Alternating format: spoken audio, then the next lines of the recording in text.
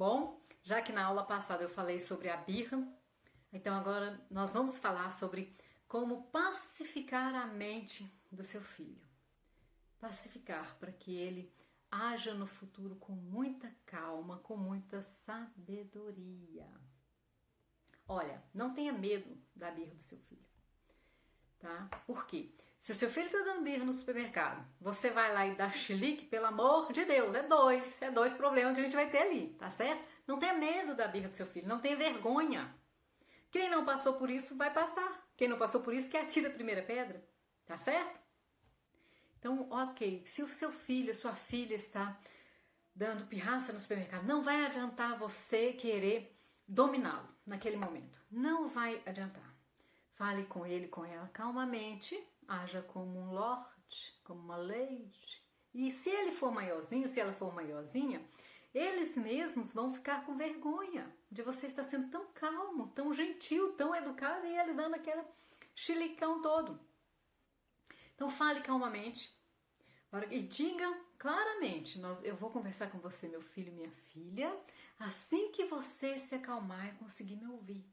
E vai falando baixo, vai falando calmo com ele, com ela. E depois, obviamente, converse com eles ali e discuta sobre o motivo da que levou àquela crise ali. Tá certo? As crianças tranquilas, elas devem sim, né, chamar a nossa atenção, as crianças educadas, mas elas têm que ser felizes. Então também nós pais, nós temos que observar os nossos filhos através do quê?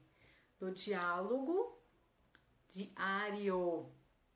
Onde eu digo para o meu filho, minha filha, eu confio, gente, essa palavra é mágica, eu acredito em você.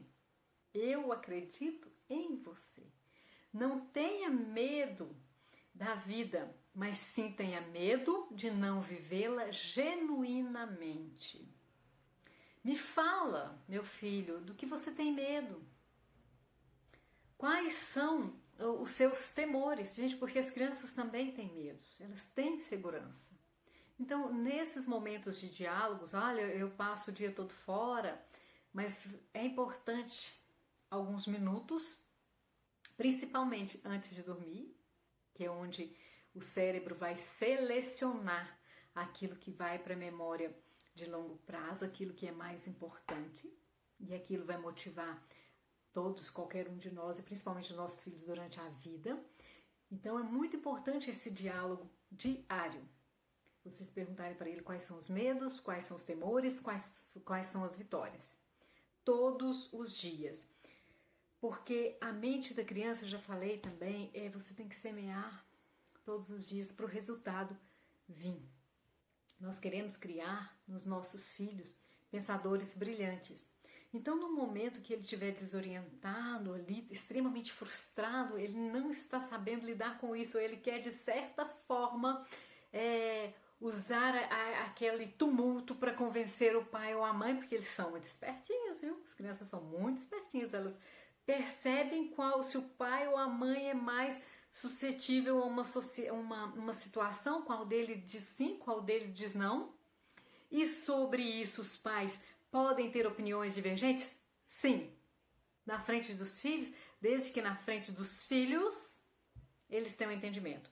Ou seja, se o seu filho te pediu uma coisa e você disse não, aí ele foi na sua mãe ou no seu pai, pediu a mesma coisa, e um disse sim, o outro disse não, os dois vão ter que conversar na frente dele. Olha aqui, ele me pediu isso, eu disse não, você disse sim. Por que você disse sim? Por que você disse não? Tem alguma coisa que eu não sei, alguma informação que eu não tenho, que eu preciso saber, que pode interferir na minha decisão? Gente, olha só, o não, ele tem que ser dito e explicado, justificado. Por um acaso não é assim, não estacione, mantenha a porta fechada, ou seja, não aberta. Não é sempre assim? Então, não, obrigatoriamente, ele tem que ser dito e justificado.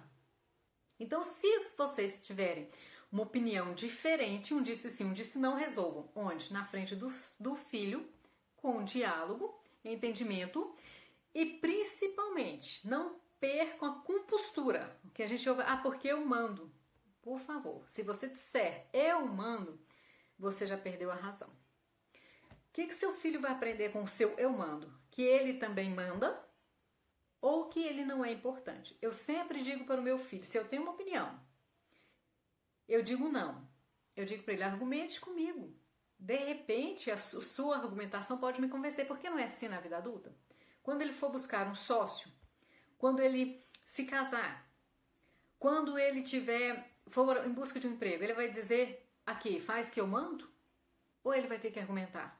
E onde que ele vai ter que aprender a argumentar? Na minha casa? Óbvio. Quem tem que aprender agora, neste momento, a ser pai, sou eu. Não é isso? Afinal de contas, eu sou responsável.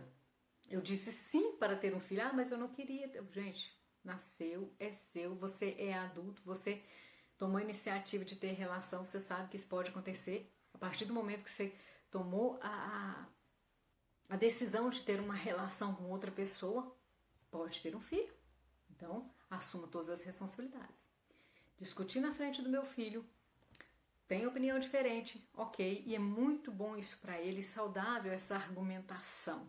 No final, como eu já disse, os filhos não podem ter os mesmos direitos que os pais, que os adultos, nós temos direitos e deveres diferentes. No final, que o não seja muito explicado e que ele também entenda o porquê do não. As pessoas falam assim, já ouviram alguém falar essa frase aqui, o não eu já tenho. Não, você não tem o não, você tem o sim, porque o não ele tem que ser dito e justificado. Então, em qualquer situação, você tem que deixar o seu filho argumentar com você. O que eu tenho visto muito, que os pais tenham me relatado bastante, era assim, meu filho mente, ele mente para mim. Agora eu vou te contar um segredo. O que é mais fácil? O que você acha que é mais criativo? Mentir ou lembrar? Mentir é mais criativo, exige mais da sua mente do que a lembrança. Então, quando a criança mente, não puna ela de imediato, apenas diga para ela que faltar com a verdade ou não contar o fato como aconteceu tem consequências. Mostre para ela as consequências, porque até para nós adultos nós somos livres. E o seu filho um dia vai ser livre para tomar as decisões dele, da forma que ele achar melhor, se assim ele já não é, se ele já não for maior de idade. Mas, no entanto, nós não somos livres das consequências. Ninguém é livre da consequência. Então, nós somos livres para decidir, mas não somos livres das consequências. Então, quando ele mentir, meu filho, primeira coisa, não dê reputação de mentiroso, de preguiçoso para o seu filho. O seu filho não é mentiroso, ele não é preguiçoso. Às vezes ele está preguiçoso. Incentive, nós já falamos sobre isso. Às vezes ele está mentiroso porque é a fase que ele está vivendo agora para ele. Mas o que cabe aos pais, a nós pais, é dizer para ele as consequências. As decisões, você é livre. Você é adulto, seu filho ainda não. Mas nem das consequências seu filho também é livre. Então, às vezes de uma mentirinha, que na verdade é uma criatividade que exigiu dele ali um raciocínio, uma lógica, né? Um entendimento, que olha que estratégia bacana da mentira. É claro que nós não vamos dizer, olha que bacana, você está mentindo para mim. Óbvio que não. Mas vamos dizer para ele, olha, meu filho, minha filha, essa é o que você faltou com verdade aqui, tem essa consequência aqui, essa consequência aqui. Afinal de contas, nós estamos formando o quê? Mentes brilhantes. Então, nós temos que dar aos nossos filhos o entendimento de que existe as consequências de cada ato, inclusive da palavra que eles estão ali naquele momento empenhando.